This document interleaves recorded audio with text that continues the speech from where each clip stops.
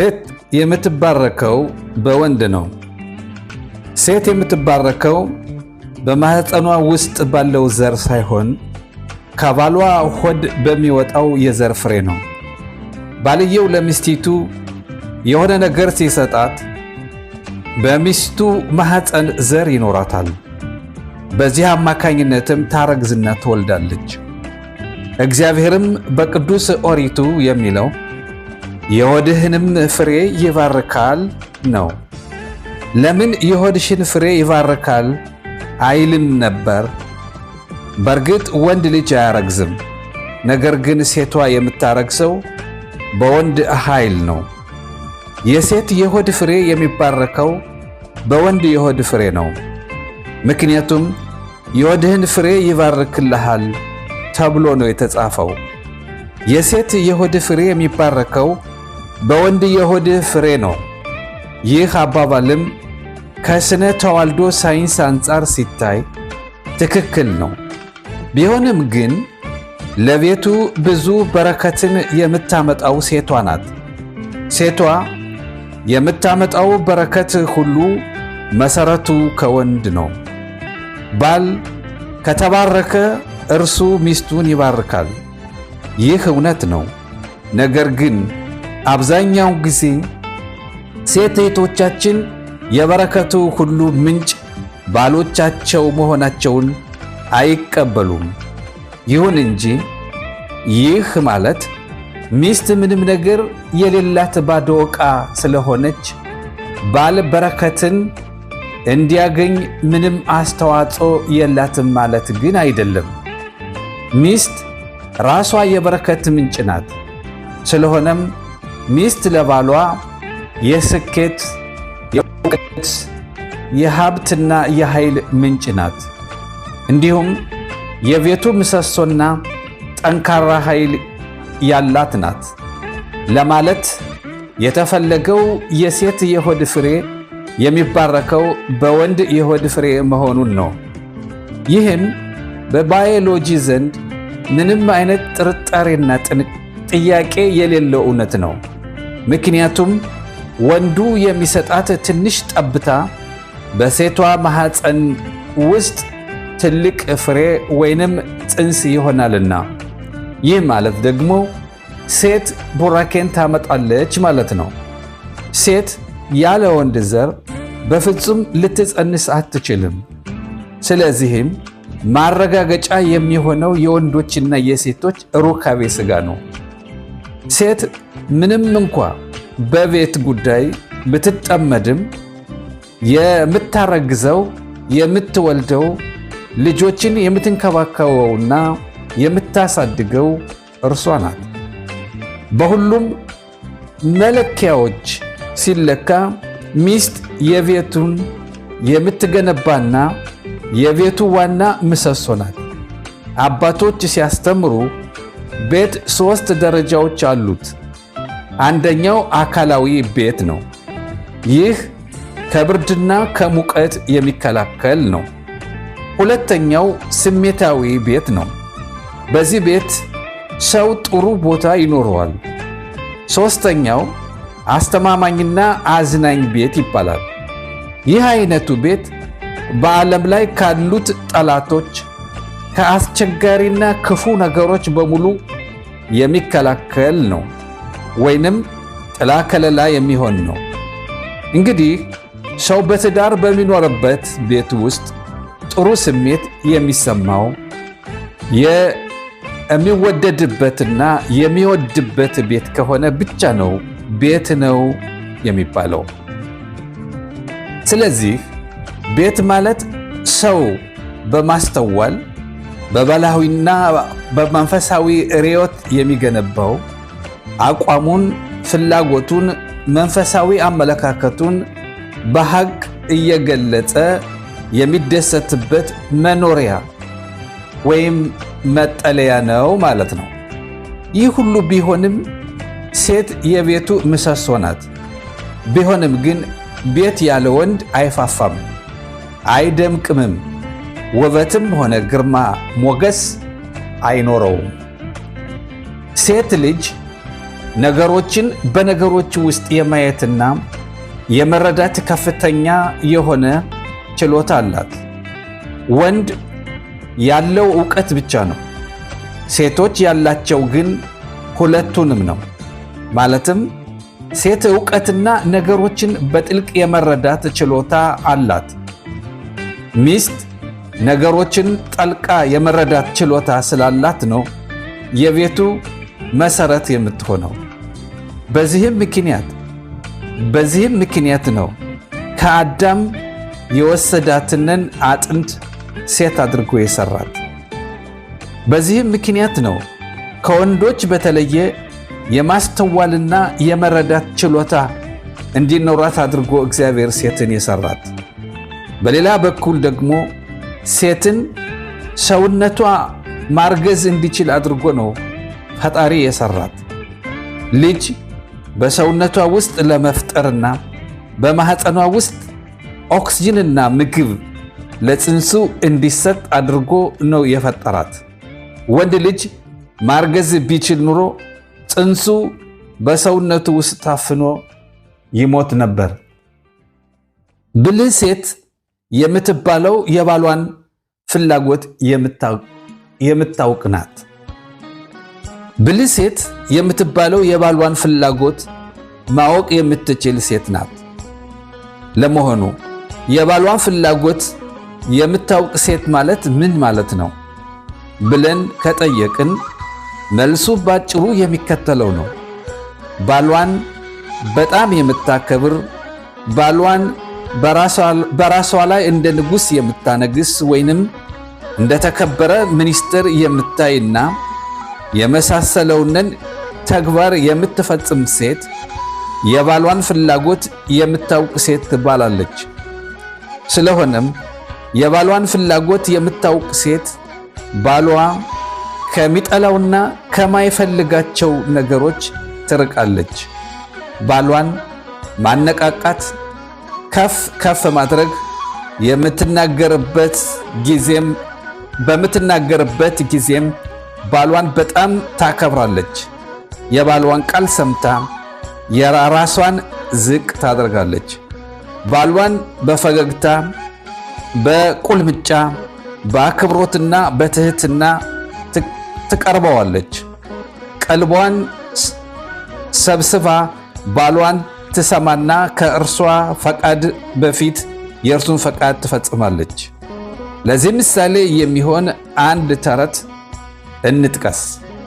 አንድ ባል በአንድ የተከበረ የሃይማኖት መሪ ሰው ራስ ላይ ሚስቱ ሻማዎችን እንድትሰብር ያዛታል።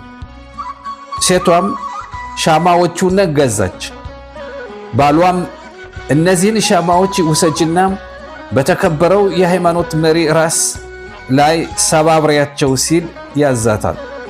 ሴቷም ሻማዎቹን ወስዳ በሰውየው ራስ ላይ ሰባበረቻቸው። የሃይማኖት ሊቁ ሰውም ለምንድን ነው ሲል ጠየቃት። እርሷም እንዲህ ስትል መለሰችለት፣ ባሌ እንዲህ እንዳደርግ ስላዘዘኝ ነው አለችው። እርሱም መልካም አደረግሽ አላትኝ፣ ምክንያቱም ጥሩ ሚስት የባሏን ፈቃድ ትፈጽማለችና። የሃይማኖት መሪውም ንግግሩን በመቀጠል ፈቃዱ ይሁንና ልሂቃን የሆኑ ወንድ ልጆችን ይስጥሽ ሲል መረቃት። ከዚህ በላይ ከቀረበው ምሳሌ ማስተካከያ በማድረግ መገንዘብ ያለብን ቁም ነገር አለ።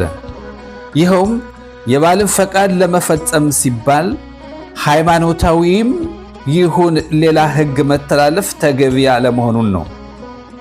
በምሳሌው የጠቀስናቸው ሴት በሃይማኖት መሪዎችም ሆነ በሌሎቹ ሰዎች ራስ ላይ ሻማዎችን መስበር የለባትም ነበር። ይህ ከሕግ ውጪ ስለሆነ በሕግ ያስቀጣል። ታዲያ እንዴት አድርጋ የባሏን ትዕዛዝ ትፈጽም ብለን እንጠይቅ ይሆናል። መልሱ እንዲህ አይነቱን ትዕዛዝ አልፈጽምም ማለት ነበር። እንደዚህ አይነት ሕጋዊም ሃይማኖታዊም ባህላዊም ያልሆነን ነገር እንድታደርግ ደግሞ ባል የማዘዝ መብት የለውም። ይህች ሴት ራሷን ትክክለኛ ነኝ ብላ ስላሰበች ነው እንዲህ ያደረገችው። አንዳንዴ ትክክለኛ ነኝ ከማለት ይልቅ አዋቂ መሆን ይመረጣል። እርሷ ግን ከባሏ ጋር ላለመጨቃጨቅና ላለመከራከር ስትል ሻማዎችን ገዝታ ከጠቢቡ ራስ ላይ መስበርን ምርጫዋ አደረገች። ይህ ግን ተገቢ አይደለም፣ የተሳሳተም ምርጫ ነው። በእርግጥ ጠቢቡ እንደተረዳትና ይቅርታም እንዳደረገላት ከታሪኩ ተገንዝበናል። ነገር ግን በተሳሳተ መንገድን ብንሄድ የሃይማኖት መሪዎች ስለሚረዱን ችግር የለውም ብሎ መደምደም ፍጹም ስህተት መሆኑን ማወቅ ይኖርብናል። ማንኛውም አለመግባባት የዓለም ጦርነት ማስነሳት የለበትም። ባል ሁል ጊዜ ሚስቱን የሚደበድብና ጠዋት ተነስቶ ይቅርታ የሚጠይቅ እንደገና ደግሞ ማታ እየተደባደበ ሚስቱን የሚያዋርድ፣ የሚረግጥ፣ ዝቅ የሚያደርግ መልሶ ደግሞ ይቅርታ የሚጠይቅ ከሆነ ትልቅ የአእምሮ ችግር አለበት ማለት ነው። በእርግጥ ይቅርታው ኃጢአቱን ሁሉ የሰረዘለት እየመሰለው ይሆናል ሚስቱን እንደገና የሚደበድባት። ነገር ግን ብስጭቱንን መቋቋም የማይችል ከሆነና ይቅር እስከ መጨረሻው የማይል ከሆነ በጣም ከባድ የሆኑና ለመግለጽም የማይቻሉ ነገሮች አሉበት። ስለሆነ ፈጥኖ ተግባሩንን ያርም። የሴቷም ትዕግስት ስለሚያልቅ እንደዚህ አይነት ተግባሮችን ለመቀበል ፈጽሞ ፈቃደኛ አትሆንም። ስለዚህ አለመግባባቶችን በውይይት እንጂ በጦርነት ወይንም በድብድብ ለመፍታት መሞከር መዘዙ እጅግ ከባድ፣ ውጤቱም አሉታዊ መሆኑን ተገንዝበን እንደዚህ አይነቱ ኋላ ቀር ተግባር ከመፈጸም እንቆጠብ። ሌላ የባሏን ፈቃድ የምትፈጽም አንዲት ሴት ታሪክን ደግሞ እንመልከት። አንዲት ሴት በሰፈራቸው የሚሰጠውን መንፈሳዊ ትምህርት ለመከታተል አንድ ዓርብ ምሽት ትሄድና በጣም አምሽታ ወደ ቤቷ ትመለሳለች።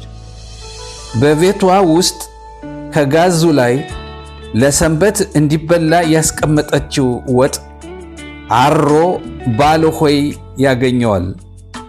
በዚህ ተግባሯም ባል ሆየ በጣም ይናደዳል።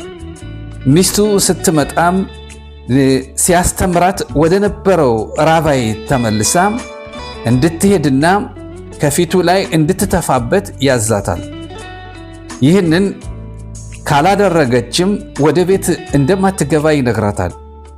ይህንንም ያደረገው ምግብ በማቅረብ ፈንታ ትርጉም የለሽ ትምህርት ለመከታተል በዚህ ቀን ወጥታ በመጥፋቷ ነው። ሴቷም ከጓደኞቿ ጋር በመሆን ሲያስተምሯቸው ወደ ነበረው ራቫይ መኢር ሄደች። ራቫዩም ሁኔታው ገባውና በዓይኑ ምራቅ የምታስገባለት ሴት ጠየቀ። ጓደኞቿም ሂጂና እንደ ቃሉ ሁሉ በራቢው ዓይን ምራቅሽን አስገቢለት አሏትኝ። እርሷም ቀረብ አለችና በራቢው ዓይን ላይ ምራቋን ታፋችበት። እርሱም መረቃት። ከዚህ በኋላም ባሏ በጎ ፈቃድ ወደ ቤቷ ተመለሰች። በዚህ ታሪክ ሚስት የፈጸመችው የበዓል ትእዛዝ ትክክል ነው ወይ ብለን ብንጠይቅ አሁንም መልሳችን የሚስት ተግባር ትክክል አይደለም የሚል ነው። ምክንያቱም የተከበሩ ሰዎች ላይም ይሁን በሌላ ሰዎች ላይ የባልን ፈቃድ ለመሙላት ሲባል እንዲህ አይነት ተግባር መፈጸም ተገቢ ስላልሆነ ነው። በተጨማሪም ሕጋዊ ነገር ስላልሆነ በሕግ ያስቀጣል። ነገር ግን የራቢ መኢር ተማሪዎች የሴቷን ገጠመኝ ስለማያውቁ እንዲህ ማድረግ ለኦሪት ክብርን ይሰጣልን ሲሉ በማፌዝ ጠየቁት። ራቢ መኢርም እንዲህ አላቸው፣ እግዚአብሔር እንኳ በባልና በሚስቱ መካከል ሰላም ለማስፈን ሲል ቅዱስ ስሙ በውኃ እንዲፋቅ አድርጓል። እርሱ ለባልና ሚስቱ ሰላም ሲል ክብሩን የሚተው ከሆነ እኔ ማን ነኝ አላቸው። እግዚአብሔር ቅዱስ ስሙ በውኃ እንዲፋቅ የተስማማው በአመንዝራነት ለምትጠረጠር ሴት ነው። በጥንታዊው የይሁዳውያን ባህል መሰረት አንዲት ሴት ከአንድ ወንድ ጋር ሰው በሌለበት ቦታ ራሳቸውን የሚያገሉ ከሆነ ምን እንደሚያደርጉ አይታወቅምና በአመንዝራነት ይጠረጠራሉ። በመሆኑም ፈራጆችና ባሏ ከሌላ ወንድ ጋር የምታደርገውን ግንኙነት እንድታቆም ያስጠነቅቋታል። ማስጠንቀቂያውን ችላ በማለት ከሰውየው ጋር ከተገናኘችና ምስክሮች ካሉ አስፈላጊው ቅጣት ትቀጣለች። ምስክር ከሌለና አላደረኩም ብላ ስትክድ በባልና በሚስቱ መካከል የነበረውን ወርቃማ ፍቅርና ሰላም ለመመለስ ነው የእግዚአብሔር ቅዱስ ስሙን በውኃ ለመፋቅ የተስማማው። ታዲያ እግዚአብሔር እንዲህ ካደረገ እኔስ ለቤት ውስጥ ሰላም ሲባል ይችን አነስተኛ ድርጊት እንድትፈጽምብኝ ባደርግ ምን አለበት አላቸው ራቢ መኢር። ነገር ግን ሴቶች ማወቅ ያለባቸው ትልቅ ቁም ነገር አለ። ይኸውም ባሎቻቸው ሕገወጥ የሆነ ነገር እንዲፈጽሙ ሲያዟቸው መፈጸም እንደሌለባቸው ነው። ምክንያቱም የባል ጥያቄ ሕጋዊ ስላልሆነ ነው። ነገር ግን አንዳንዴ ሴት የቤቷን ሰላም ለመጠበቅ ስትል አንገቷንን ትደፋለች። እያወቀች አላዋቂ ትመስላለች። ነገሮችን በሙሉ በሆዷ ይዛ ኑሮዋን ትገፋለች። ራሷንም ዝቅ ዝቅ ታደርጋለች። ይህም ቢሆን ለባል ትዕዛዝ ሲባል ሕጋዊ ያልሆነን ትዕዛዝ ራስን ዝቅ በማድረግ መፈጸም እንደ ትክክለኛ ተግባር ሊቆጠር አይገባውም፣ ሕጋዊም አይደለም። ይሁን እንጂ ብልህ የሆናችሁ ሰው ለቤቱ ሰላም ሲል እንዴት አያጎበድድም በማለት ልትጠይቁ ትችላላችሁ። መልሱ ቀላል ነው። በመጀመሪያ ደረጃ በምንም ተአምር ራሱን ዝቅ ማድረግ የሚፈልግ ሰው የለም። እውነተኛውና ተጨባጩ ነገር ይህ ነው። በሁለተኛ ደረጃ ራስን ዝቅ ማድረግ ተገቢ የሚሆንበት አጋጣሚ ቢኖርም ሕጋዊ ያልሆነን ተግባር መፈጸም ተገቢነት የለውም። በእርግጥ ባል ለቤቱ ሰላም ሲል ራሱን ዝቅ ካደረገ ድርጊቱ ተገቢ ይሆናል። ከሴቶቻችን መካከል አንዳንዶች ራስ ወዳዶች ቢሆኑም ብዙዎች ግን ስለ ሌሎች ሰዎች ራሳቸውን ዝቅ በማድረግ ባሎቻቸውን ከፍ ከፍ የሚያደርጉ ናቸው። ይህም ሕግን እስካልተላለፈ ድረስ ተገቢ ነው። ስለዚህ ለቤቱ ሰላም ሲል ባል ራሱን ዝቅ ማድረግ አለበት። በተመሳሳይም ለቤቷ ሰላም ስትል ሚስትም ራሷን ዝቅ ማድረግ አለባት። ምክንያቱም ቤቱ የሁለታቸው ስለሆነ አንዳንድ ጊዜ ነገሮቹን ሆደ ሰፊ ሆኖ ማሳለፍ መልካም ነውና። በተለያዩ ጊዜያቶች የተካሄዱት ጥናቶች እንደሚያሳዩት ከሆነ አብዛኛውን ጊዜ ከወንዶች ይልቅ ሴቶች ለዘብተኞች ናቸው። ያም ሆኖ ቤተሰቦቻቸው እንዳይበተኑና ጉዳት እንዳይደርስባቸው ማድረግ የሁለቱም ኃላፊነት መሆኑን መገንዘብ ያስፈልጋል። በእርግጥ ሴቶች በቤታቸው ጸጥታ እንዲሰፍን፣ ልጆች በሰላም በተድላ እንዲያድጉ፣ ልዩ የተፈጥሮ ለስላሳ ባህሪዎቻቸውንና ችሎታቸውን እንደሚጠቀሙ ከማንም ያልተሰወረ ነው። በሌላ በኩል ቤትን በመገንባት ረገድ ባሎች ልዩ ችሎታና ባህሪያት አላቸው። ቢሆንም ግን በዚህ ጉዳይ ላይ ሚስቶች በጣም ብዙ አስተዋጽኦ አላቸው። ስለዚህ ባልና ሚስቱ ለቤታቸው ሰላም እንዲሁም ለልጆቻቸው ደስታና ፍስሐ ሲሉ ክብርን፣ ድሎትን፣ ሀብትን፣ ደስታን ወዘተ መተው ይኖርባቸዋል። በተጨማሪም ሁላችንም አንዳንድ ጊዜ ለስላሳዎች መሆን አለብን። በረባውም ባረባውም ቁጦዎችና ተንኳሾች መሆን የለብንም። ለምሳሌ ፖስታ ቤት ወይንም ባንክ ቤት ለመሄድ አውቶቡስ ለመሳፈር ተራ ይዘን ቢሆንና አንድ ሰው አልፎን ቢሳፈር ወይንም ቢገፋን ለምን ይሆናል ብለን ያን ሰው ለማጥቃት ጦርነት መክፈት የለብንም። ምክንያቱም የዚህ አይነቱ ትግል አላስፈላጊ ትግል ነውና። ከዚህ የከፉ ነገሮች በሚሆኑ ጊዜ ግን ለዘብተኞች መሆን የለብንም። ከፍልስፍና ሁሉ የማይገባኝ ቀኝህን ሲመታህ ግራህን ስጠው የሚለው ነው። ሰው የሚባለው የሚጠጣው ቅርታ ሰው የሚበላው የሚጠጣው የሚለብሰው ነገር እያስፈለገው ዝምተኛና አይነ አፋር ሆኖ የችግር መጫወቻ መሆን ግን የለበትም።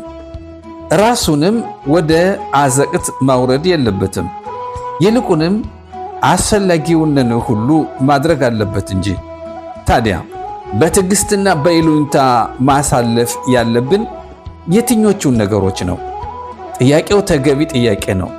መልሳችንም አዎ፣ በትዕግስትና በይሉኝታ ማሳለፍ ያለብን ነገሮች አሉ። ስለዚህ ሰዎች ነገሮቹን መለየት፣ መመዘንና እስከየት ድረስ መታገስ እንዳለባቸው ማወቅ አለባቸው። ሰዎች አስፈላጊ ወዳልሆነ ትግል ውስጥ ግን ራሳቸውን ማስገባት የለባቸው። ምክንያቱም መውጣት በሚፈልጉበት ጊዜ ከዚያ መውጣት አይችሉምና። የሥነ አእምሮ ተመራማሪዎች የሚሉት አስፈላጊ የሆኑትን ነገሮች መለየትና ከማድረግ ወደኋላ ማለት እንደማያስፈልግ ነው።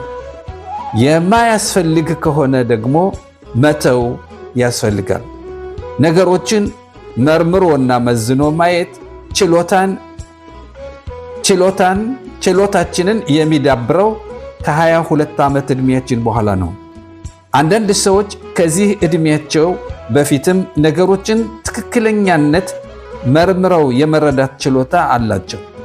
አንዳንዶች ደግሞ እስኪያረጁም ድረስ ትክክለኛውንና ትክክል ያልሆነውን ለይተው የማያውቁ አሉ። ለምሳሌ ባል ሚስቱ 10 እንስራ ውሃ እንድትቀዳና ወስዳ ሜዳ ላይ እንድትደፋው ቢጠይቃት ሚስት እንደዚህ አይነቱን ተግባር መፈጸም የለባትም። ለምን? የባሏን ፍላጎት ብታደርግ ምን አለበት ልትሉ ትችላላችሁ። እውነታው ግን ሴቷ እንደ ሞኝ መታየትና የሞኞችንም ሥራ መስራት ስለሌለባት ነው። ባል 10 እንስራ ውሃ የሚጠጣ ከሆነ ወይንም መታጠቢያው የሚያደርገው ከሆነ ግን ሚስት ባሏ ያዘዛትን ትዕዛዝ መፈጸም አለባት። ሜዳ ላይ ለመድፋት እንዲህ ብታደርግ ግን ያያትና የሰማው ሰው ሁሉ ይስቅባታል። እንደዚህ አይነት ተግባር እንድትፈጽም በይሁዳውያን የጋብቻ ሕግጋት ውስጥ የሚያስገድድ ሕግ የለም። የባሏን ፈቃድ የምታውቅና የምትፈጽም ሴት ሲባል ነገሮችን በጥልቅ ዕውቀቷ የምትመረምር የምትመዝንና የምታደርግ ማለታችን ነው። ሴት ዝም ብላ የባሏን ፍላጎት ሁሉ የምታሟላ ከሆነ ጤናማና መልካም ነገር አይደለም። ጤናማ የሆነው ነገር የሁለተኛውን ወገን ፍላጎት ሁሉ ማሟላት ብቻ ሳይሆን በአንድነት መነጋገር፣ የነገሩንን ትክክለኛነት መመርመርና በአንድ ላይ ሆኖ መወሰን ነው። ለምንድነው አንዱ ሌላኛውን ፈቃድ የሚያሟላው ወይንም የሚቃወመው? ለምንስ ነው ፍላጎቶች ሊጋጩ የሚችሉት? ይህ አይነት ቀውስ ሊፈጠር የሚችለው ነገሮች ሁሉ በፍቅር፣ በአንድነት፣ በመተሳሰብና በመንፈስ ትስስር ሳይሆኑ ሲቀሩ ነው። ቀና አመለካከትና ጤነኛ በሆኑ ሰዎች ዘንድ አንዱ የሌላውን ፍላጎት ለማሟላት ፍላጎትና ተነሳሽነት አላቸው። ምንም ሆነ ምን ሁኔታውን በአንድ ላይ ሆኖ መመርመርና ውሳኔ ላይ መድረስ ግድ ይላል። የባልን ፍላጎት ማድረግ የሚለው ሐረግ የተወሰነ ነው። ስለዚህ ሚስት ትክክለኛ የሆነውን የባል ፍላጎት ማሟላት አለባት። ነገር ግን በጥንዶቹ መካከል ጤናማ ያልሆኑ ነገሮች ከተፈጠሩ የባልን ፍላጎት ማድረግ የሚለው ሐረግ የተወሰነ ነው። ስለዚህ ሚስት ትክክለኛ የሆነውን የባል ፍላጎት ማሟላት አለባት። ነገር ግን በጥንዶቹ መካከል ጤናማ ያልሆኑ ነገሮች ከተፈጠሩ ባለሙያ ዘንድ መሄድ እና ማብራሪያ መቀበል አለባቸው። ብዙውን ጊዜ ትዳር እንዳይፈርስ ሲባል የባልሽን ፍላጎት ፈጽሚ ይባላል። ለምንድን ነው ዘወትር ሴቶች ራሳቸውን ዝቅ አድርገው የባሎቻቸውን ፈቃድ የሚፈጽሙት? ለምንድን ነው ሴቶች የራሳቸውን ፍላጎት የማይገልጹት? ይሁዳውያን እንዲህ ይላሉ፣ ከሰውነቱ የበለጠ ሚስቱን ያክብር። ባል ከእርሱ የበለጠ ሚስቱን ማክበር አለበት፣ እንደ ራሱ መውደድም አለበት። ሀብት ካለው ሀብቱን ያገኘው በመልካምነቷ ነውና ትርፍ የሆነ መጥፎ ቃል አይናገራት፣ በጥሩ መንፈስ ይናገራት። ሲያናግራት በንዴትና በብስጭት መሆን የለበትም። ምክንያቱም ባልንጀራህን እንደ ራስህ ውደድ ተብሎ በኦሪት ታዟልና። ከዚህ አንጻር ባል ሚስቱን መውደድ አለበት፣ ሚስትም ባሏን መውደድ አለባት። ባል ሚስቱን ማክበር አለበት፣ ሚስትም ባሏን ማክበር አለባት። ትዳር ጥሩ የሚሆነው ፍቅር፣ አንድነት፣ ሰላም፣ የመንፈስ ትስስር፣ ቀጥተኛና ጥሩ ግንኙነት ሲኖር ነው። እንዲህ ሲሆን ነው ትዳር ገነት የሚሆነው። ባልም ሆነ ሚስት የዝቅተኛነት ስሜት ከተፈጠረባቸው ግን ትዳራቸው ጥሩ አይሆንም። ስለዚህ ባልና ሚስት ዘወትር ማሰብ ያለባቸው አማራጮችን ነው።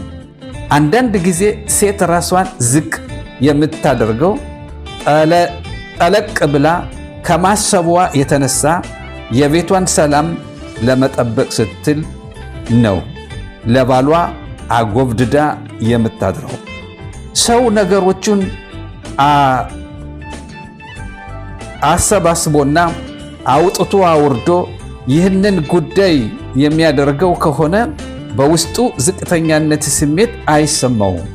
ግን አንዱ ጌታ ሌላኛው ሎሌ የሚሆን ከሆነ በእርግጥ አንደኛው ወገን ውስጣዊ ዝቅተኝነት ስሜት ሲሰማው፣ ሌላኛው ወገን ግን መንፈሳዊና ሞራላዊ ስሜት ይሰማዋል። እውነተኛው የሚስት ግዴታ ምንድን ነው? ከአባቶቻችንና ከእናቶቻችን የተማርነው ሚስት ለባሏ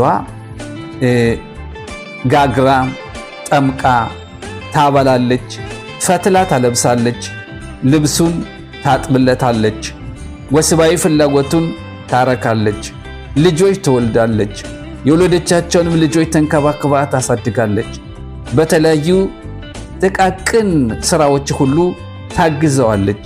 በአጠቃላይ ሚስት የውስጥ ጉዳይ በመሆን የቤት አስተዳደር ሚኒስተር በመሆን ባል ደግሞ የውጭ ጉዳይ ሚኒስተር በመሆን ትዳራቸውን ይዘው ተዛዝነውና ተረዳድተው መኖር አለባቸው። ጥሩ ጋጋሪ፣ ጥሩ ጠማቂ፣ ጥሩ ፈታይ፣ ጥሩ ወላድ፣ ልባም ሴት ዘወትር በባሏ ልብ ትኖራለች። ዋጋዋም እንደ ቀይ ዕንቁ ውድ ነው።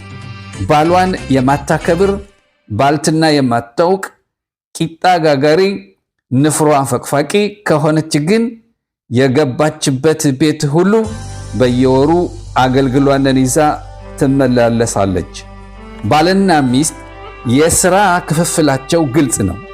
ወንድ ከውጭ፣ ሴት ከቤት ሥራቸውን ማከናወን ማህበራዊ ግዴታ አለባቸው። እናቶቻችን የሴትነት ግዴታቸውን ለመወጣት ዕድሜ ልካቸውን ማድቤት ውስጥ ነው ያሳለፉት። ይህ ተግባርም የሴትነት መለያቸው፣ ክብራቸውና የሴትነት ዘውዳቸው ነበር። በአይሁዳውያኑ ሃላኻ ከላይ የተዘረዘሩትን ሚስት እንድታሟላ ነው የሚያስገድዳት። በእርግጥ አንዳንዴ ይሁዳዊው ሃላኻ ሴቶችን እንደ ዕቃ የሚቆጥር ይመስላል። ዛሬ በ21ኛው መቶ ክፍለ ዘመን ሴቶቻችን በማድቤት ሥራ ብቻ ሊወሰኑ ይችላሉን? ዛሬማ ሴቶች ፓይለቶች፣ የጦር መኮንኖች፣ ፕሬዝደንቶች ወይም የሀገር መሪዎች፣ የተዋጣላቸው ፖለቲከኞች፣ ኢኮኖሚስቶች፣ ሐኪሞች፣ አስተማሪዎች ወዘተ በመሆን በተለያዩ የሙያ መስኮች ከወንዶች እኩል እየሰሩ ነው። በጥንት ዘመን እጅግ ጠቢብ እና ተመራማሪ የነበሩት ይሁዳውያን ሊቃውንቶች እንዴት ይህንን ነገር አስቀድመው አልተረዱትም? ለምንስ በማዕድ ቤት ሥራ ብቻ እንዲወሰኑ አደረጉ?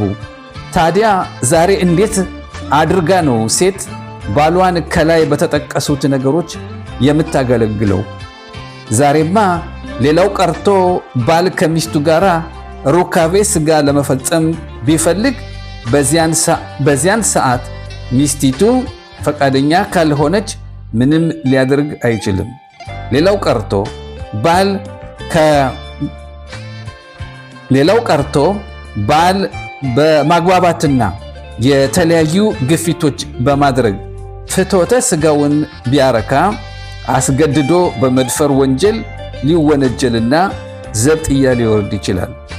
አብዛኛው የቤት ሥራም የሚከናወነው በባሎች ነው። በመሆኑም ነው የዛሬ ወጣቶች ጋብቻ ጠል የሆኑት።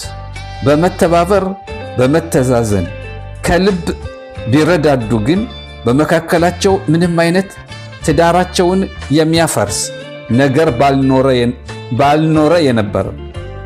በትዳር ዓለም ውስጥ ባል ለሚስቱ፣ ሚስት ለባሏ ሩህ መሆን፣ መተዛዘንና መተሳሰብ አለባቸው። ትዳርን የሚያፈርሰው ልጆችን የሚበትነውና ሀብትን የሚያወድመው የዲያብሎስ ራስ ወዳድነት ብቻ ነው። ራሳችንን እንደምንወደው ሁሉ ሌላውንም ሰው ራሱን እንደሚወድ መረዳት ያስፈልጋል። ራቢ ሂሌል በአንተ ላይ እንዲሆንብህ የማትፈልገውን ነገር በሌሎቹ ላይ አታድርግ ያሉት መደምደሚያችን ቢሆን ሐሳባችንን ሁሉ ያጠቃልላል። አስጀምሮ ስላስጨረሰን እግዚአብሔርን ከልብ እናመሰግናለን።